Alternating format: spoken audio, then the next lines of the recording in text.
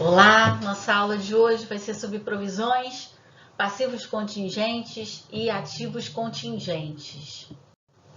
Esse assunto é tratado lá no CPC 25. Eu coloco aqui para você o objetivo do CPC 25, é estabelecer que sejam aplicados critérios de reconhecimento e bases de mensuração apropriados a provisões e a passivos e ativos contingentes, e que seja divulgada informação suficiente nas notas explicativas para permitir que os usuários entendam a sua natureza, oportunidade e valor. Como objetivo de qualquer CPC, né? É você fornecer uma boa base para mensurar, contabilizar e gerar informação suficiente para os usuários. Agora, o CPC 25, ele deve ser aplicado por todas as entidades na contabilização de provisões, passivos e ativos contingentes, exceto. Então, não são abordados, não são tratados os seguintes assuntos dentro desse CPC, né? Os que resultem de contratos a executar, a menos que o contrato seja oneroso. O que é um contrato a executar? É aquele contrato em que as partes ainda não cumpriram com as suas obrigações, ou então as partes cumpriram apenas parcialmente. E existem também outros passivos, ativos, que devem ser tratados por outros CPC, não pelo CPC 25. Então, é o caso do arrendamento, que nós vamos tratar inclusive desse assunto nessa disciplina, que é abordado no CPC 06. Nós temos o tributo sobre lucro, que é tratado no CPC 32, benefício empregado, CPC 33, contrato de seguro, CPC 11, tá? Nós vamos aqui tratar dos ativos, passivos, contingentes, provisões abordados somente pelo CPC 25, ok? Bem, aqui eu coloco para vocês uma tabelinha, mas queria chamar a atenção para essa fase inicial. Eu coloco aqui, ó, provisão é um passivo de prazo ou de valor incerto, tá? A incerteza caracteriza uma provisão. Agora vamos olhar a tabelinha, e esse grau de certeza é fundamental para você distinguir um passivo de um passivo comum, de uma provisão, de um passivo contingente. Não só a incerteza, mas também a necessidade de desembolso, tá? Vamos falar aqui, ó, dessa primeira linha na tabela, que eu coloco aqui um exemplo, é a duplicata a pagar. O que é a duplicata a pagar? É a dívida com fornecedores, né, gerada através de uma compra a prazo.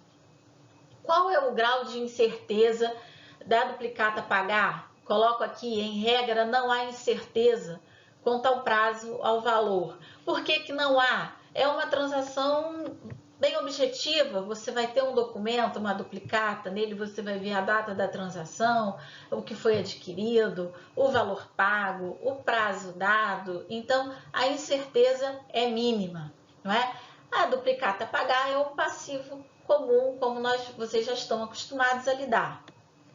Vamos ver aqui a segunda linha, trata de férias e de 13º salário.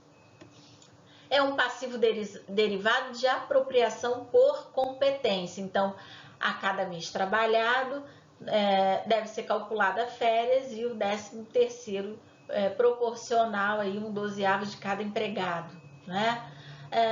Quanto ao grau de incerteza, pode ser necessário estimar o valor ou o prazo desse passivo. Você vai calcular lá 1/12. Mas é uma estimativa, porque coisas podem acontecer nesse período, né? O empregado pode ter uma promoção, por exemplo, então ajustes podem ser necessários. No momento em que mensalmente você apropria por competência, você não sabe o valor correto, você apropria uma estimativa. Continuando aqui, mas a incerteza é geralmente muito menor do que em uma provisão. Né? Por que é menor? Porque o empregado trabalhou, ele realmente tem direito a férias e o 13º, é apenas uma questão de saber o mês que ele vai tirar férias, que você realmente vai ter que pagar as férias, ou o valor exato das férias e de 13º.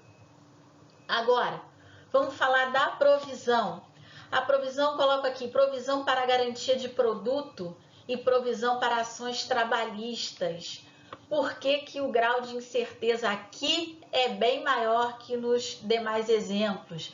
Porque o passivo de prazo ou de valor incerto, então você não sabe quando vai ter que desembolsar com garantia, você não sabe qual o valor que você vai ter que desembolsar numa ação trabalhista e nem quando isso vai acontecer.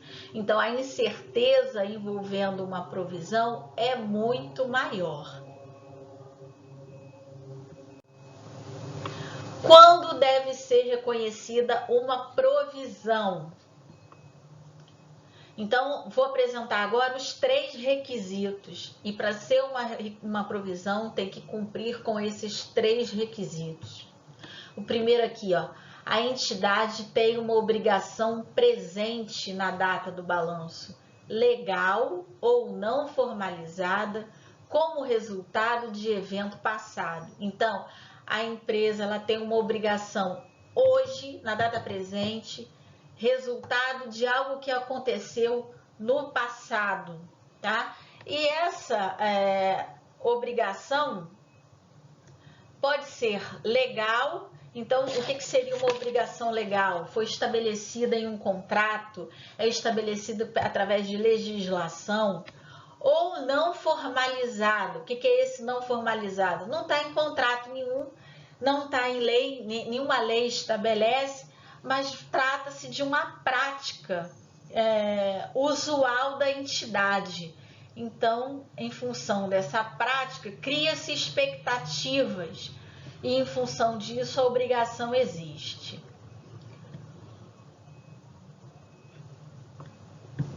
Outro requisito para ser reconhecido como provisão é provável haver uma saída de recursos econômicos, em regra dinheiro, ou equivalente, para liquidar a obrigação. Então, a obrigação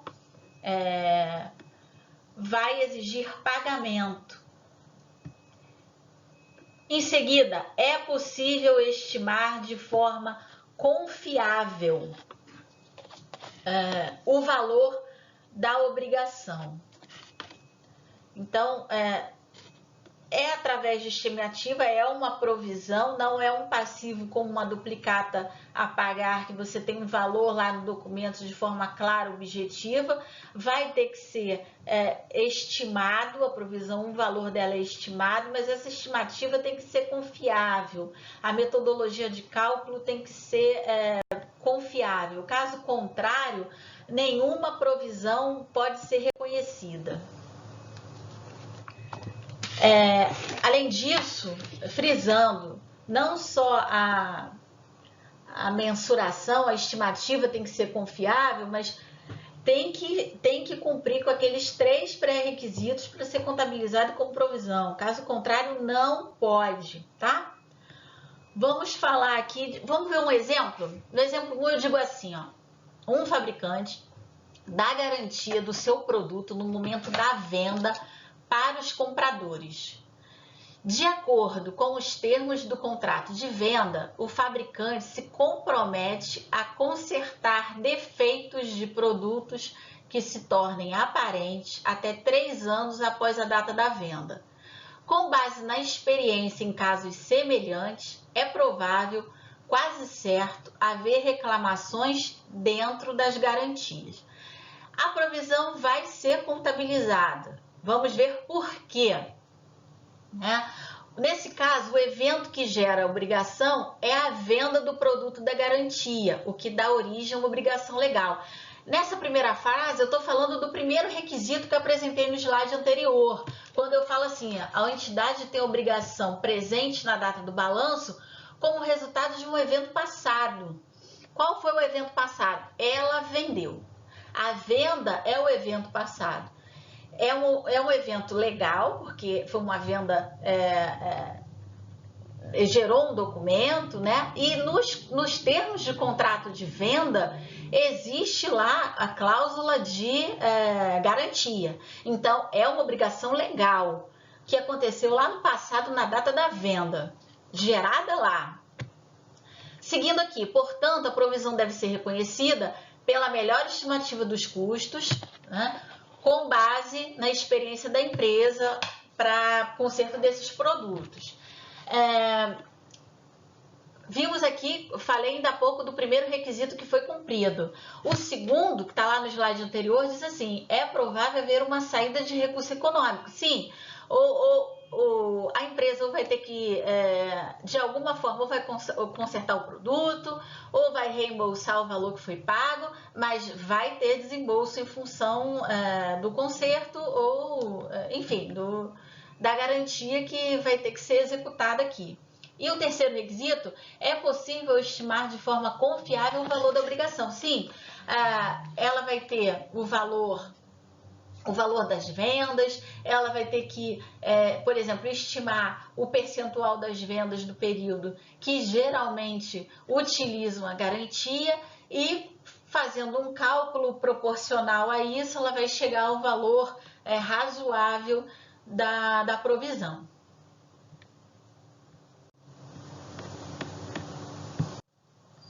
Vamos ver o segundo exemplo. Coloca aqui. Pode não ficar evidente se existe ou não uma obrigação presente. Então, é o caso de um processo judicial. Pode estar se discutindo se existe essa obrigação, se aconteceu algo no passado que realmente faça com que essa obrigação presente exista. Então, numa questão de processo judicial, pode-se discutir tanto se certos eventos ocorreram, né, o fato passado, quanto se esses eventos resultarão uma obrigação. Então, aqui, numa questão de processo, você você, contador, você não sabe se esse evento aconteceu realmente que gera essa obrigação e nenhum valor é envolvido. O que fazer então? Como analisar? A primeira hipótese é você concluir que é provável que exista uma obrigação presente na data do balanço. Então, é provável. A entidade deve reconhecer essa provisão, mas lembrando, tem que cumprir aqueles 3 critérios daquele slide lá anterior. Então, tem que ter um valor estimado e vai ter que gerar desembolso, e a probabilidade de que realmente esse evento passado que gera obrigação presente ocorreu é provável. Cumprindo isso, a probabilidade existindo, né, uma grande probabilidade de isso vir a ocorrer, você tendo uma forma de estimar confiável e que isso geralmente vai gerar um desembolso, reconhece a provisão. Agora, é claro que o processo judicial podemos ter surpresas, mas no momento em que, mesmo não definido, a probabilidade aqui existe, deve ser reconhecido. Agora, se você concluir que não é provável, então probabilidade bem reduzida, que essa obrigação presente exista, a entidade deve divulgar um passivo contingente. A gente vai falar daqui a pouquinho melhor sobre passivo contingente. Então, não é provável, pode ser um passivo contingente. Agora, a menos que seja remota a possibilidade de uma saída de recursos, hipótese em que a divulgação é desnecessária.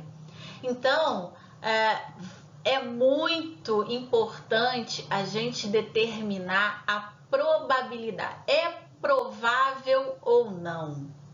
Se é provável, pode ser provisão. Se não for provável, pode ser um passivo contingente. Pode ser, por que eu estou falando pode ser? Porque você tem critérios para reconhecimento. O primeiro passo é ser provável, ok?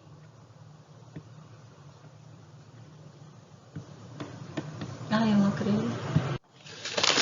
Quando uma estimativa confiável puder ser feita, considera-se existir um passivo que não pode ser reconhecido a ser divulgado como passivo contingente. Vamos lá.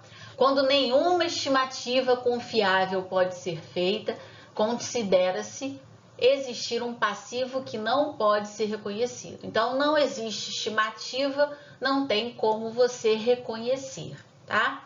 E aí vai ser divulgado como passivo contingente.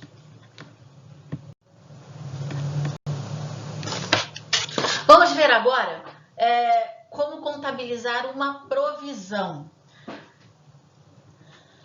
Quando eu crio a provisão, então, é provável, eu me certifiquei de que aqueles 3 critérios lá para eu reconhecer que uma provisão foram satisfeitos, como eu contabilizo e já mensurei de forma confiável o valor da provisão, eu vou debitar uma conta de despesa, creditar uma conta de passivo, vou chamar de provisão. E aí eu vou complementar com o valor da provisão, com o objetivo da provisão. Então, por exemplo, falamos de garantia de produtos, né? Então, despesa com provisão para garantias. E aí eu vou colocar no crédito provisão para garantias. O nome aqui vai depender da finalidade dessa minha provisão, tá? Quando eu for reverter a provisão, então sobrou o saldo da minha provisão no final do período, eu vou fazer o estorno. Então, eu vou fazer o débito da conta de passivo, de provisão, e vou creditar uma receita de reversão de provisão. Complementando o slide anterior que eu esqueci de falar, você cria uma provisão, por exemplo, de 100. Esses 100 só podem ser usados para a finalidade para a qual ela foi criada. Então, se eu criei para a garantia de mercadoria vendida, eu só posso usar esses 100 reais para isso. Mesmo eu necessitando dessa provisão, de uma provisão para algo extra, eu não vou poder usar, tá? Eu só posso usar a provisão que eu criei, no caso, provisão para garantia. Agora, se esses 100 forem insuficientes, se no período eu precisei de 120, por exemplo, então eu vou usar os 100 da provisão que eu criei e esses 20 que não puderam ser cobertos por uma provisão vão ser contabilizados como uma despesa comum. Vou debitar uma despesa, creditar caixa, bancos, o que eu for precisar para pagar o reembolso para o cliente, ok? Vamos falar agora de passivo contingente. O que é um passivo contingente? É uma obrigação possível, então observa a palavra, é possível, né? Diferente da provisão, tá? Ela é possível, a provisão ela é uma obrigação que resulta de evento passado. Aqui a gente já está falando, coloca essa palavrinha, é muito importante. Então, o passivo contingente é uma obrigação possível que resulta de eventos passados, cuja existência é confirmada apenas pela ocorrência ou não de um ou mais eventos futuros incertos, não totalmente sob controle da entidade. Então, você vê aqui que a gente não está falando de provável, a gente está falando de possível. Uma obrigação presente que resulta de eventos passados, mas que não é reconhecida. Então, o passivo contingente, ele não é registrado. Por quê? Não é provável que uma saída de recursos econômicos seja exigida para liquidar a obrigação. Então, não é provável que exista pagamento diferente lá de provisão. Para ser provisão, tem que ter pagamento. O passivo contingente, não é provável que isso exista. E aqui, o valor da obrigação não pode ser mensurado com suficiente confiabilidade. Se ele não pode ser mensurado, não faz sentido contabilizar algo que não não inspira nenhuma credibilidade. Então, os valores no balanço, lembre-se, nós temos que atender ao princípio da prudência. Então, nós não podemos colocar um passivo maior do que o confiável, ok? Então, basicamente, a diferença de uma provisão para um passivo contingente, o passivo contingente não é provável existir o desembolso, o pagamento, e você não tem como mensurar esse passivo contingente de uma forma confiável. Então, eu coloco aqui, em seguida, a entidade não deve reconhecer, fazer o lançamento contábil desse passivo contingente. Entretanto, a entidade pode ter que divulgar em notas explicativas. O fato de você não poder mensurar de forma confiável, mais objetiva, não significa que você não vai divulgar. O usuário, essa informação pode ser fundamental para ele tomar decisão, não é? Mas não colocado em balanço, em nota explicativa, e lá você vai dizer que esse passivo existe, né? E não vai ser feito isso a menos que a probabilidade de sua confirmação como dívida seja considerada remota. Então, quando for remota, nesse caso, nem divulgação em nota explicativa vai acontecer. Então, olha só. É provável, vai ser uma provisão. Não é provável, é possível, é um passivo contingente. Agora, você não tem uma forma de contabilizar isso, de calcular isso de forma confiável, e a probabilidade dessa dívida se confirmar é remota, nem nota explicativa tem, tá? Vamos ver essa tabela aqui, vai ajudar a gente a entender isso melhor. O que temos aqui na tabela? Vamos olhar essa primeira coluna aqui. Como eu falei para vocês, é fundamental a gente entender o grau de incerteza. Se é provável, se é possível e se é remoto. Isso que vai diferenciar uma provisão de um passivo contingente, tá? E se vai ver se vai existir registro contábil e se vai existir nota explicativa. Vamos lá. Começando pela perda provável. Então, eu coloco aqui para você. A entidade foi acionada e deve perder a ação. Então, você tem um processo aqui judicial, a entidade foi acionada e deve perder a ação. Está querendo dizer o quê? Que a probabilidade de perder é alta.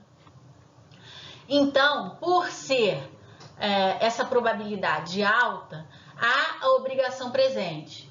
Então, a empresa tem consciência de que algo aconteceu no passado, formal ou não, legal ou não, que gerou uma obrigação presente, e como a probabilidade dela perder essa ação é elevada, provavelmente vai exigir saída de recurso.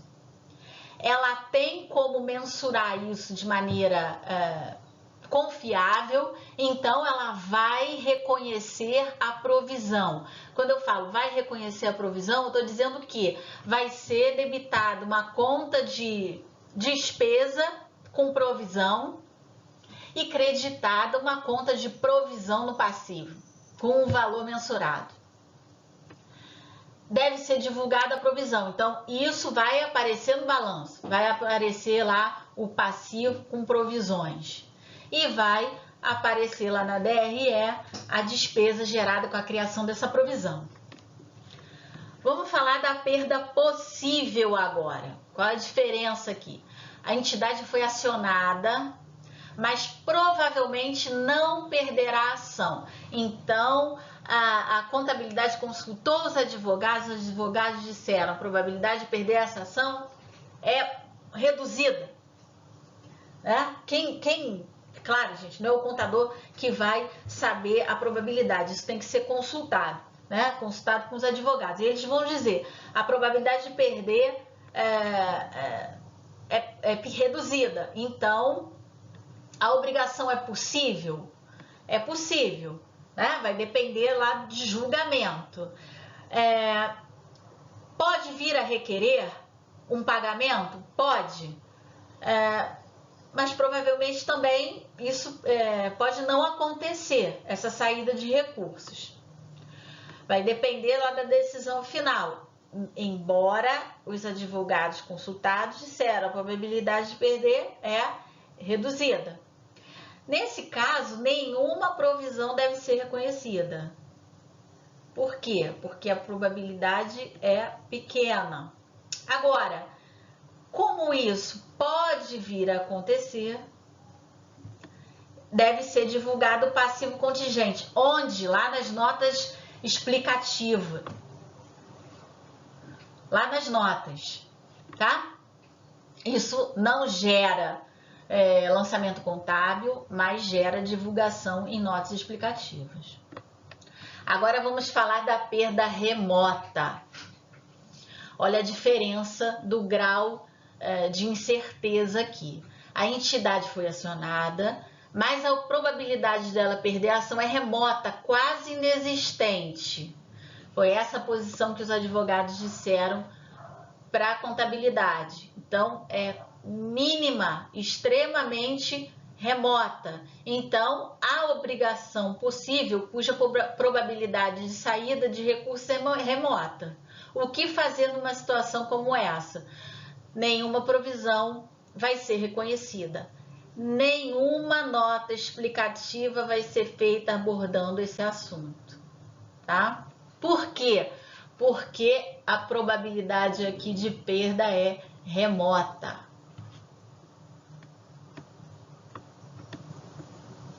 Então, o que podemos concluir com esse quadro aqui? A perda é provável, você mensura com confiança, você vai calcular a provisão e vai registrá-la.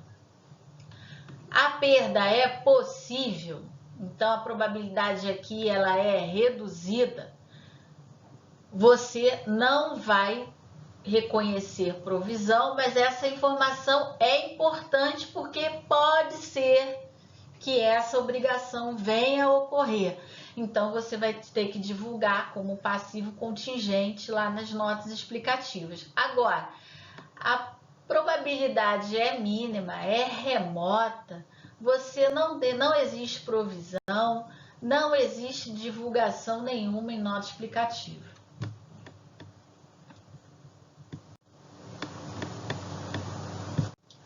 Coloco aqui mais um quadrinho para você, para a gente fazer essa comparação, esse confronto entre passivo, provisão e passivo contingente, né? Então, o passivo, a incerteza é mínima. Lembra lá do caso da duplicata pagar. Então, existe uma obrigação presente, que foi derivada de um evento passado, cuja liquidação, então o pagamento, vai existir. A provisão, você já tem incertezas quanto ao prazo, quanto ao valor, mas a probabilidade existe, é provável. Agora, o passivo contingente, ele é incerto quanto à existência, então você não tem contabilização, mas você pode ter o registro em nota explicativa, exceto se for remota a possibilidade disso ocorrer. Vamos falar agora de ativo contingente? Coloco assim para você. Ativo contingente é aquele cujo surgimento envolve incerteza.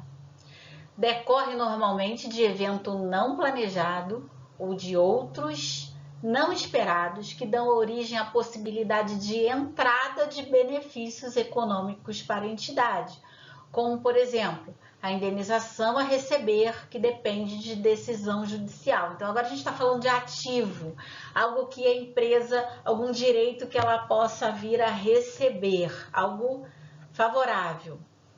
Em seguida, coloco assim, Os ativos contingentes não são reconhecidos nas demonstrações contábeis, uma vez que pode tratar-se de resultado que nunca será realizado. A gente tem que lembrar o seguinte, a gente tem que pensar que a contabilidade tem que ser prudente.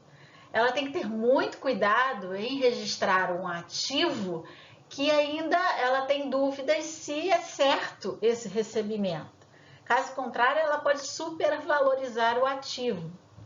Olha só, se for provável, menos do que praticamente certo, a entrada de benefícios econômicos, o ativo contingente deve ser divulgado em nota explicativa. Então, se ele for provável, você vai divulgar, mas em nota explicativa, não contabilizar. Mas não deve ser reconhecido contabilmente. O que se reconhece contabilmente como ativo é o certo, o provável não.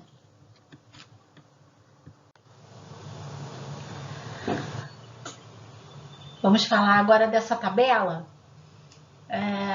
Olhando aqui essa primeira coluna. Em casos semelhantes, a justiça sempre dá ganho de causa às empresas. Lembrando, estamos falando de ativos. Vamos ver se é um ativo contingente ou não. Então, nesse meu exemplo aqui, a justiça sempre dá ganho de causa nessa situação. Então, a entrada de benefícios econômicos é praticamente certa. Então, não existe incerteza. Se não existe incerteza, não é um ativo contingente, é um ativo comum. Logo, deve ser reconhecido, então deve ser debitado esse ativo, deve ser feito o registro contábil. E não há necessidade de divulgação de nota explicativa. Pode até ter nota explicativa, dependendo do ativo, mas ele é de fato um ativo e deve ser registrado. Vamos olhar aqui a segunda coluna aqui. Agora você tem um certo grau de incerteza. Digo assim, na maioria dos casos, a justiça tem dado ganho de causa às empresas. Então, é na maioria. Então, você não tem aí certeza absoluta. Então, a entrada dos benefícios desses ativos é provável. Olha a palavra provável aqui novamente. Mas não praticamente certa. É provável, mas nenhum ativo é reconhecido. É provável, então trata-se de um ativo contingente. Não se contabiliza ativo contingente. Eu falei ainda há pouco, ativo você somente contabiliza quando ele for certo. O direito a receber é certo. Aqui você tem dúvida, ele é provável. Ele é provável, não deixa de ser um ativo, porém é contingente. Vai ter registro contábil? Não, mas vai ser exigido a nota explicativa tratando sobre esse ativo contingente. Vamos olhar aqui a terceira coluna. Raramente a justiça tem dado ganho de causa às empresas, então a entrada não é provável. Nenhum ativo é reconhecido e nenhuma nota explicativa também é exigida. Aqui é extremamente remoto, então não se reconhece e nem se divulga. Pessoal, hoje a nossa aula fica por aqui. Até a próxima.